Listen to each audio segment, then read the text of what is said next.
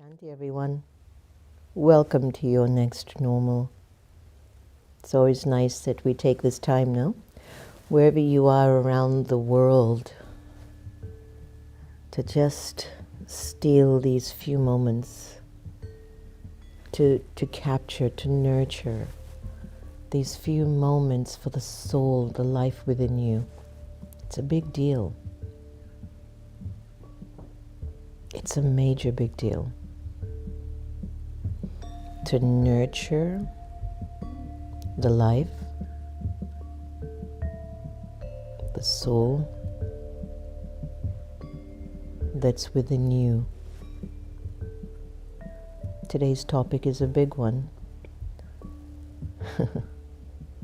Sorrow is omnipresent. Before I came into the teachings of meditation and Raj Yoga, I used to hear people say that God is everywhere, and God is in me, God is in you. And now, if you really look at everything in the world today, sorrow is everywhere. Sorrow is even in you, sorrow is in me. Something that might be troubling you. Something someone did. It's not been so easy to forget. There's something that you did. It just hasn't been so easy to erase. For me, I've experienced my sorrow when I look at the suffering of the world. I did a movie once called Fear. The director was Bill Bennett from Australia. If you ever get a chance, look it up. I don't know where to find it, but just Google Fear from Bill Bennett in Australia. And we did a movie screening in Arizona for the Illumination, I think. Oh my God, the Illuminate Film Festival in Sedona, Arizona. And the question they asked me was, how does fear work? What are you most afraid of? And to my amazement, I said, I'm afraid of losing the feeling of my sorrow for the pain of the world, because I'm not quite sure what I would do. It had the whole audience in a deep gasp and silence. And after that moment, I thought a lot to myself. If the purpose of my life is being driven because of the sadness that I experience or see in the world, and I've been asking myself the question, why? And as I continue to grow and understand things more and more, it's not just my sorrow or sadness for the world's condition, but it's also my love for it. And sometimes, perhaps, when my love isn't in a fully empowered state, it leans into where the attachment is recorded in the soul, and it's the attachment that is getting touched and is giving the soul sorrow. Take some time. Replay this one again and again. Let's say you're in your marriage and you don't feel happy with your spouse. Isn't it deep within you that you would prefer to actually have the feeling of love and happiness in you so that you can accept your spouse the way that they are? But instead, the impression, the recording in the Brahma Kumaris teachings, we call it the sanskar of attachment, feeds the narrative in my mind of this relationship.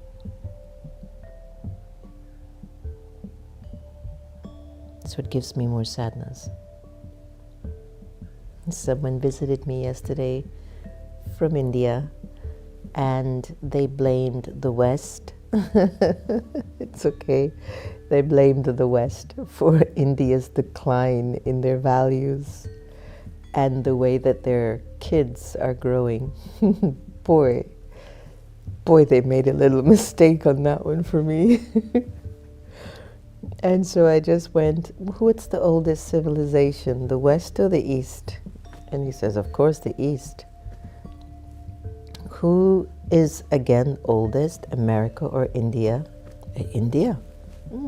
Okay. So you're a couple, no? And when the kids mess up, don't you usually say, that's on your mother's side? If they are good, you say, that's on your father's side. All right. So what if civilization started in the East, and in civilization of the East, there is good, and there is another energy that is naughty?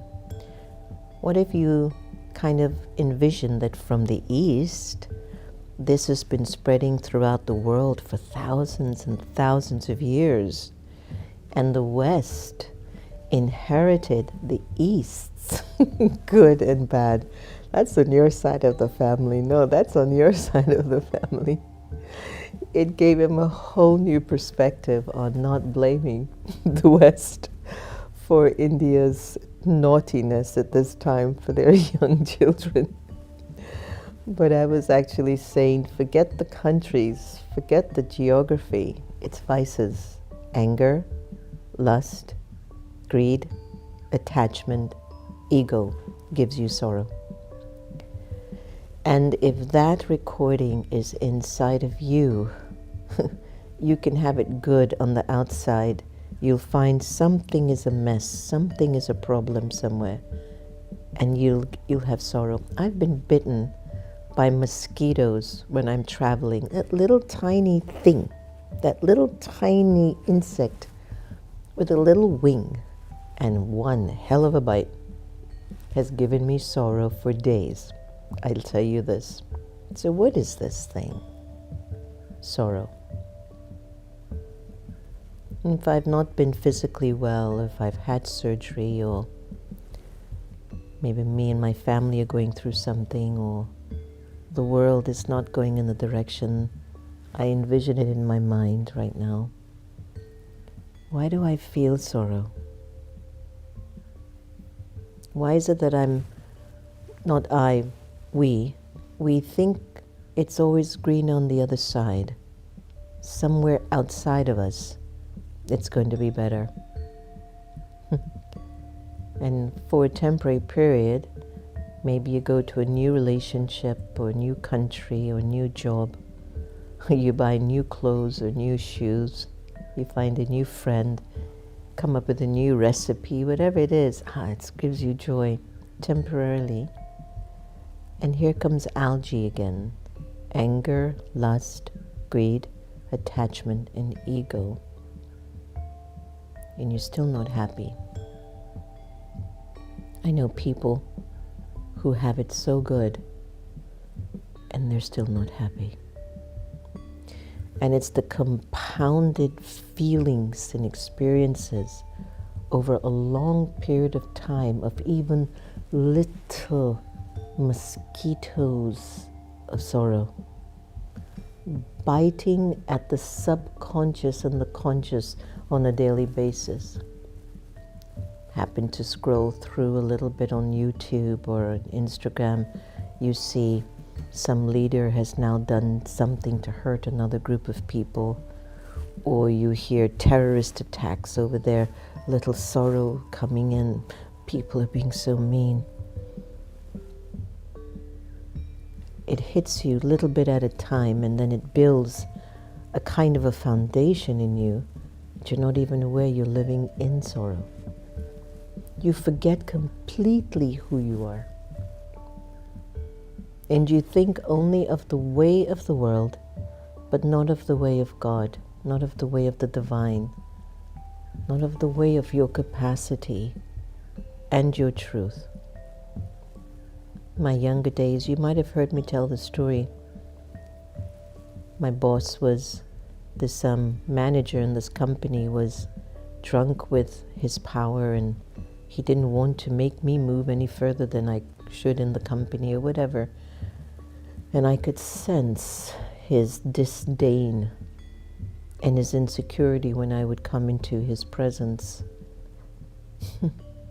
The only way I saved myself from that, I just would ignore, that's not me, that's his deal. This person doesn't have good wishes for me. I'm not going to buy into that.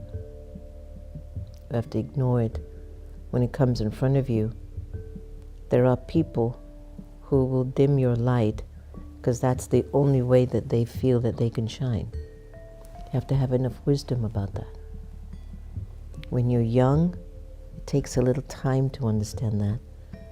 But as you get into your 30s and 40s and 50s, you can bump into the souls who will dim your light. They don't feel good around you. They don't wish good for you. You don't need to make those your friends. Even if you work with them, even if you're living with them, just be aware to protect yourself. Good wishes, pure feelings can access my world.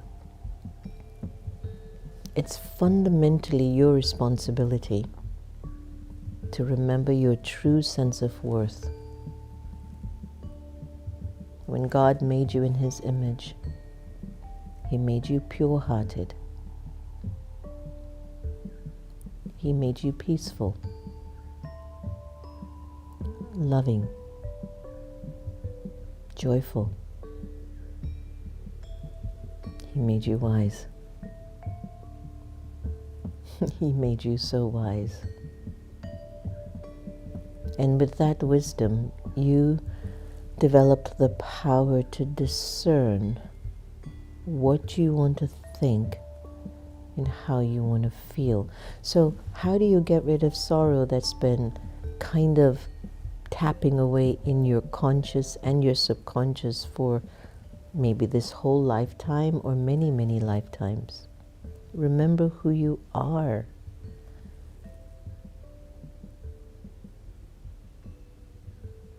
Remember God, the remover of your sorrow. Keep doing charity. Keep doing good. In time, the energy in the soul shifts from sorrow to service and joy, appreciation, gratitude. There's always going to be a percentage of that, though. It hits at you to move you ahead. They went over time. They didn't come in time. All these little things that compound the sorrow within, it's a waste of your time. When everyone in a house is happy, it's heaven. If one person in your home is angry, it feels like hell. It's amazing, isn't it? One person affects the whole vibration of the house. And if one person walks in the house happy, and if 10 people in the house are miserable, they look at that one person and go, what's wrong with them? Ugh. And all 9 or 10 people will kind of, such a waste, they don't listen. The energy of sorrow and negativity is powerful. And the energy of your love for God is powerful, but it's subtle, it's underground. It's building roots. So you have to be very faithful in gently and slowly and consistently building the roots of your love and your good wishes and pure feelings. And you have to believe and have trust that in time it will blossom and you won't take the negativity in too personally and too deeply, because that's not what you've been practicing. Are you with me on this? Sorrow is going to come, but why should it stay? Sometimes sorrow comes to push you forward like a pendulum, It goes all the way back, boom. It takes you further ahead. Because maybe even in your comfort, you're declining. When you reach a comfort zone, it's very dangerous. It's a time for decline. So sometimes the sorrow comes to wake you up and push you ahead. So don't think all sorrows are bad. Some are good for you. In the sense that when it comes, but it shouldn't stay. When you let sorrow stay, it becomes depression, repression, oppression, suppression. When the sorrow comes, it could be a signal, I gotta go in another direction. Give it a thought, huh?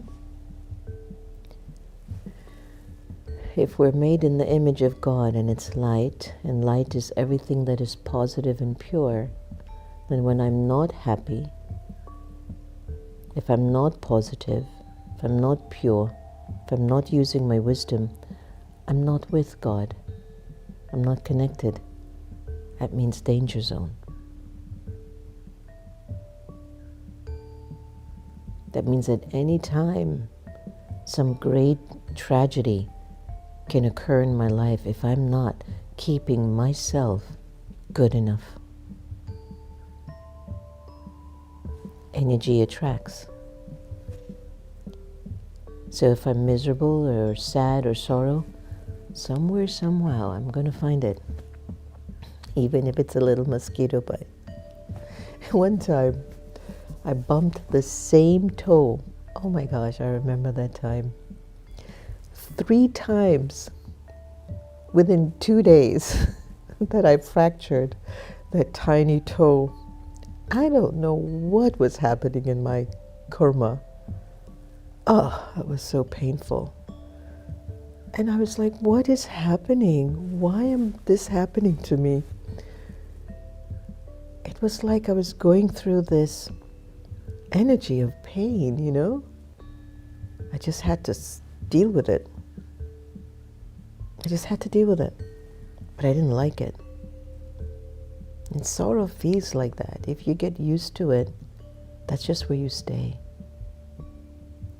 So break free of your stuff that is being influenced by your algae. Take a minute with me now. Let's go into a little meditation together.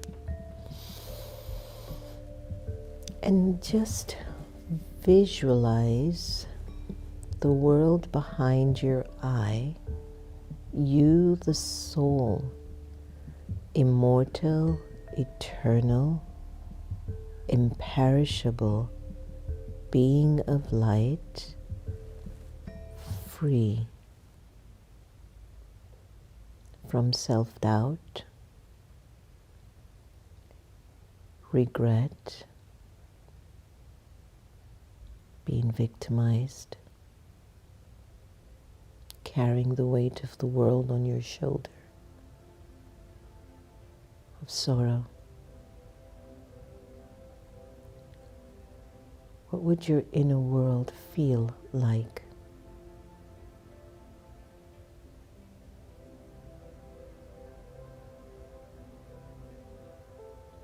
What would you feel?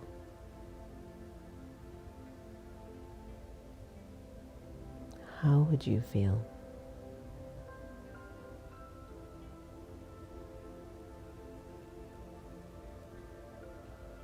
Feel God's light around you now, amplifying the power of love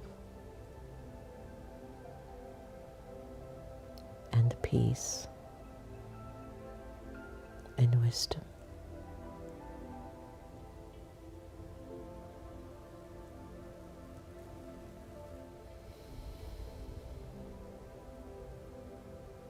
And take a deep breath in. Breathe out.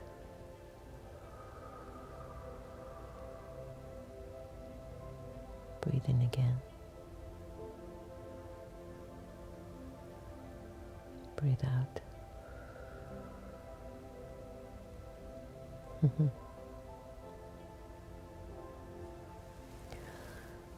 Okay, I hope today's sharing helped in some way or the other.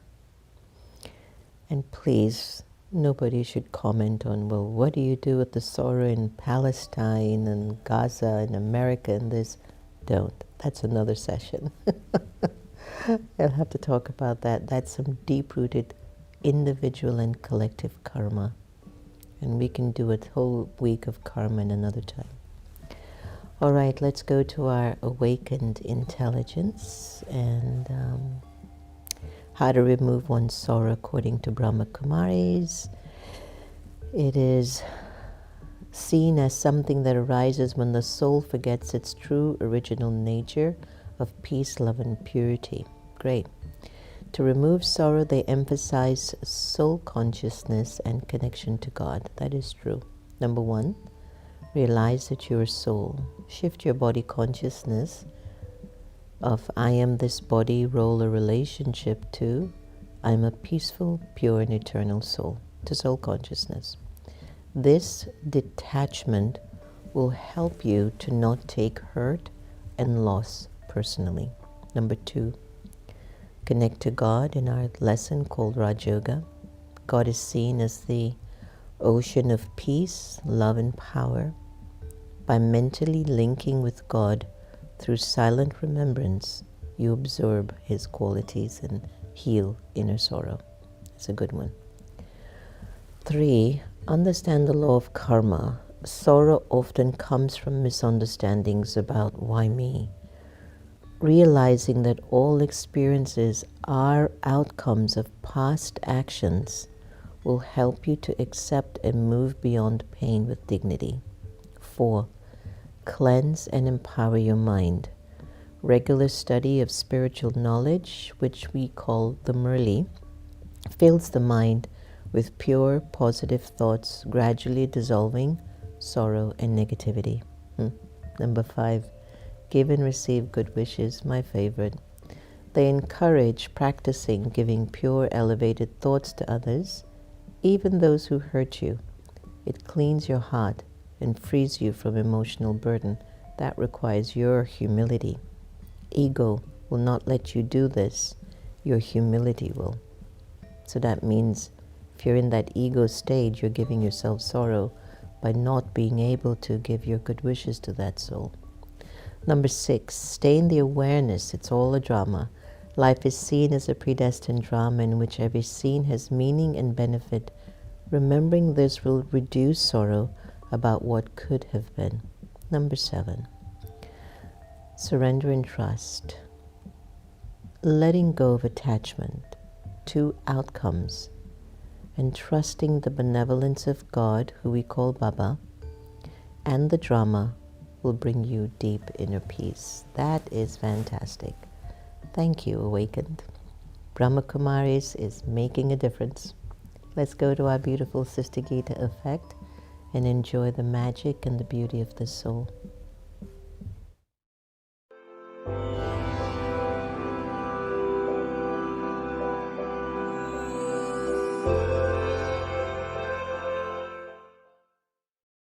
Offer up your flaws to the surgeon, the supreme surgeon, for a spiritual operation, as well as being our father, mother, teacher, and friend.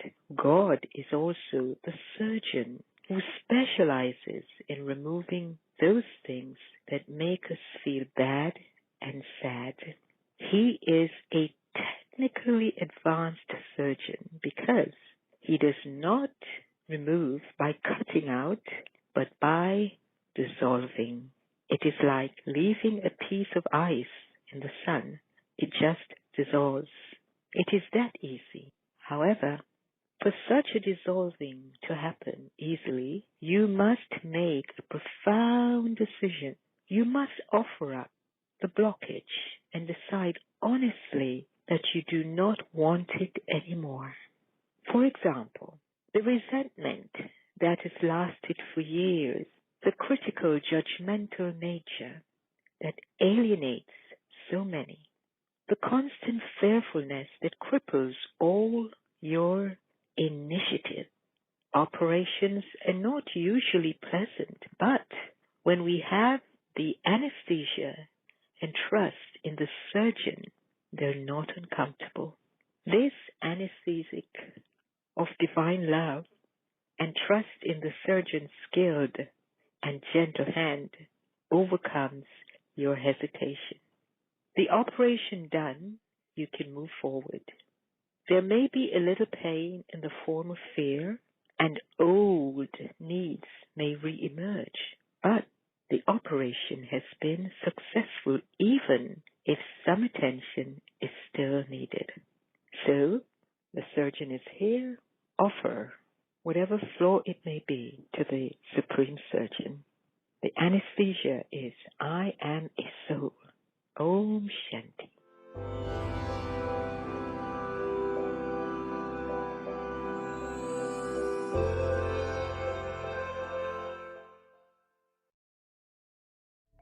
Thank you, Sister Geeta. We're coming up to her 1-year anniversary pretty soon of her passing. Crossing my fingers, our book's going to be ready by May 4th. We're doing an event at the Meditation Museum on May 3rd, so we're hoping to have the books or something ready by then. May 4th, we'll have something intimate at Baba's home. So if you're in D.C., please come. All right, so hi everyone. Miriam, nice to have you. Om Shanti Alka.